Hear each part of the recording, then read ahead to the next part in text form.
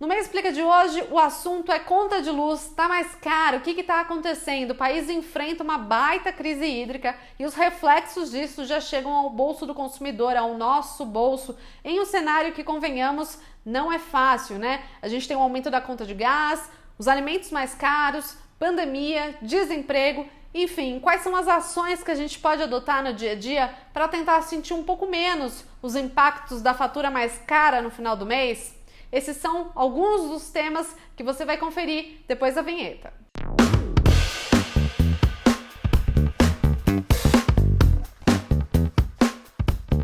O Brasil enfrenta hoje a pior crise hídrica dos últimos 91 anos e os reflexos da falta de água vão chegar no preço mais alto da conta de luz. Passou a valer nesse mês, em junho, a bandeira tarifária vermelha 2, a mais cara, um custo de R$ 6,24 para cada 100 kWh consumidos. Então você já pode se preparar e fazer os cálculos de quanto isso vai pesar no seu bolso. E isso porque os reservatórios das principais hidrelétricas do país estão sem água suficiente para continuar funcionando. E aí a saída adotada pelo Ministério de Minas e Energia foi o acionamento das usinas termoelétricas, um modelo de produção de energia bem mais caro, feito a partir da queima de combustíveis e, em geral, de derivados do petróleo. E olha, as perspectivas não são de melhora, ao menos no curto prazo. Sem chuva no segundo semestre, os reservatórios das hidrelétricas do Sudeste e do Centro-Oeste, que são aí responsáveis pela produção de 70% da energia do país, podem atingir o nível mais baixo em 20 anos. Hoje, por exemplo, elas operam com cerca de 30% da sua capacidade de armazenamento de água. Em 2001, ano em que o Brasil passou aí por um apagão, esses reservatórios estavam com um pouco mais de 29%. E apesar desse paralelo preocupante, digamos assim, né, o governo nega que a gente vai enfrentar um cenário de falta de luz novamente. E para entender o que de fato está acontecendo, eu conversei com a professora do INSPER, Juliana Inhas. Ale, infelizmente, a gente deve ter um período ainda de tarifa vermelha bandeira 2 daqui para frente, né? Nível 2 daqui para frente. Porque a gente tem a noção de que esse período que a gente está entrando agora, que é inverno, não tem muita chuva. Então, a gente sabe que a gente deve continuar com essa crise hídrica, né? A gente, inclusive, tem visto aí que a questão ela é bem saliente, né? A gente vê, por exemplo, Foz do Iguaçu, que é onde está uma das nossas principais hidrelétricas, com níveis muito baixos, né, de evasão. Então, assim, a gente precisa, de fato, pensar, né, e enxergar, tentar entender, pelo menos, que esse cenário deve perdurar. A gente deve ainda ter mais ou menos 2 ou 3 meses, pelo menos, com essa tarifa um pouco mais alta. Então, a gente deve permanecer aí por um período, o que deve fazer, então, com que o brasileiro continue sentindo esse custo. A perspectiva, de fato, é que esse custo também permaneça mais alto, não só por conta da crise hídrica, mas é porque a produção nas termoelétricas deve continuar relativamente cara. A gente tem visto aí todos os esforços do Banco Central e do governo para conseguir conter um pouco a alta da taxa de câmbio, o que deixa a gente num patamar, ou pelo menos numa situação, um pouco menos desconfortável. Então, conforme essa taxa de câmbio cede, a gente deve enxergar aí um custo de importação dos derivados do petróleo um pouco menor, o que pressiona menos a produção de energia elétrica via termoelétricas. Mas a gente não pode esquecer que a redução da taxa de câmbio vai ser bem pequena perto do custo que a gente tem hoje de acionar termoelétricas, que é de fato muito mais alto, né? Então a gente deve permanecer aí com uma bandeira vermelha do tipo do nível 2 daqui para frente. Talvez lá para, se a gente conseguir controlar bem essa taxa de câmbio, talvez lá para agosto a gente deva ter uma queda para a taxa nível 1, para vermelha nível 1.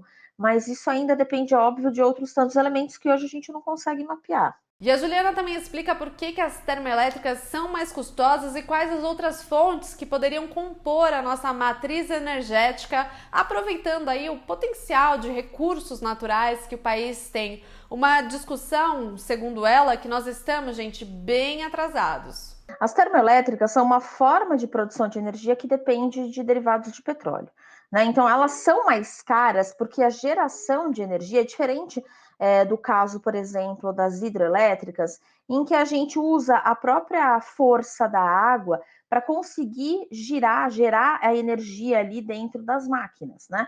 Então, quem já visitou, por exemplo, Itaipu, Binacional, sabe o tamanho da força das águas ali naquela parte do rio para conseguir girar as turbinas e gerar a energia elétrica.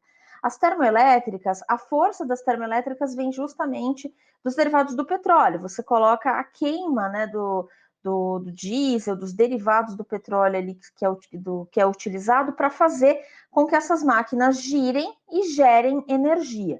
Então, elas são mais caras, primeiro, porque você não está dependendo ou não está colocando a maior parte da força para gerar a energia dentro da própria natureza. Na verdade, você está usando elementos, você está gerando uma movimentação ali para que você consiga gerar a energia através de outros meios que são meios caros hoje, né?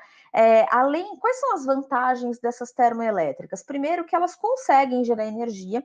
Então, num país como o Brasil, onde o consumo é alto, onde você precisa ter, de fato, alternativas às hidrelétricas, dado que problemas hídricos podem acontecer e eles não são controláveis do ponto de vista econômico, a gente precisa ter uma alternativa. As termoelétricas são uma alternativa interessante, porém, o grande problema é que a gente sabe, como você mesma já antecipou, Ale, que a gente tem custos ambientais, porque elas dependem da queima de derivados de petróleo que jogam na atmosfera vários resíduos. Então, tem um problema ambiental, tem um problema econômico, porque é de fato bem mais caro.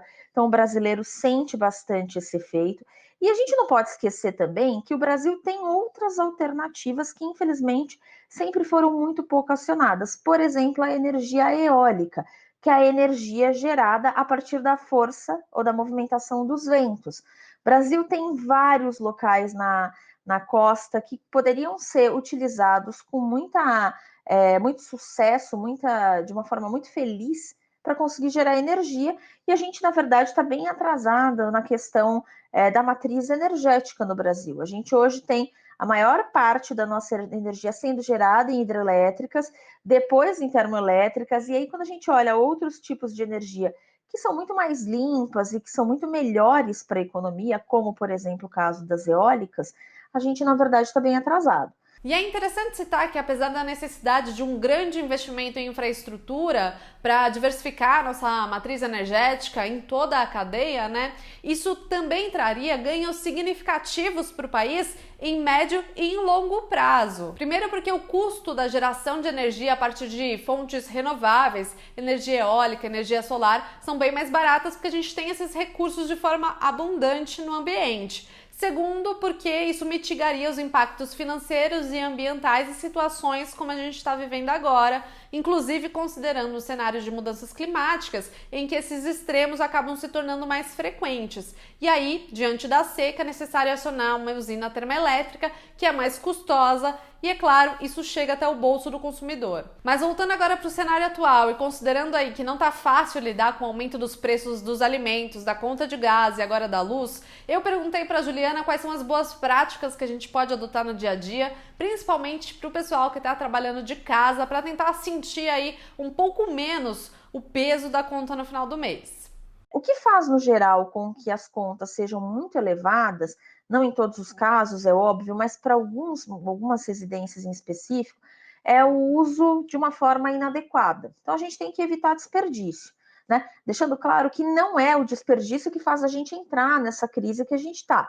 Mas, para a gente contornar um pouco esse momento, é evitar um tanto os desperdícios. Então, utilizar mais a luz natural, evitar aparelhos ou luzes ligadas sem necessidade.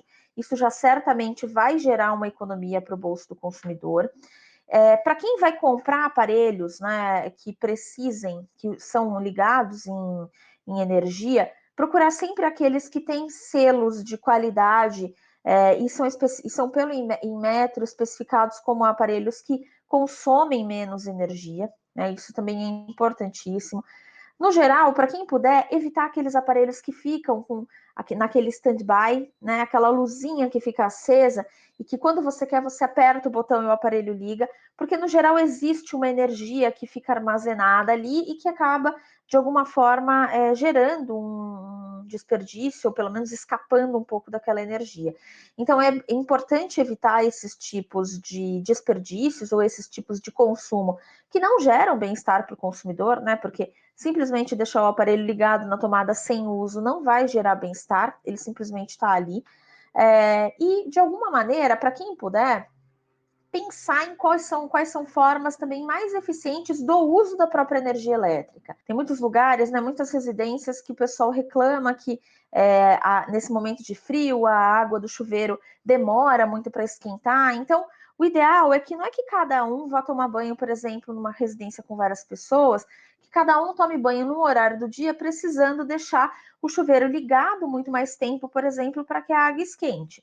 Então, o ideal é que as pessoas se programem para que todas utilizem o aparelho, né, na sequência, para que então você já consiga se beneficiar do fato de que alguém já entrou ali e já conseguiu esquentar o aparelho para que todo mundo conseguisse usar logo depois. Lembrando também que desperdício de água também hoje é um problema, a gente tem menos água disponível, então que é importante que as pessoas pensem em consumos de fato muito conscientes, né? Bom, gente, para finalizar, eu queria só reforçar a mensagem da Juliana sobre a importância do consumo consciente e dessa reflexão estar presente aí em todos os momentos, né? Não só nos períodos de crise em que a gente sente um impacto no bolso, porque isso fala sobre o futuro que nós queremos para nós, para as próximas gerações. Não é papo de pseudo chata não, é uma conversa necessária.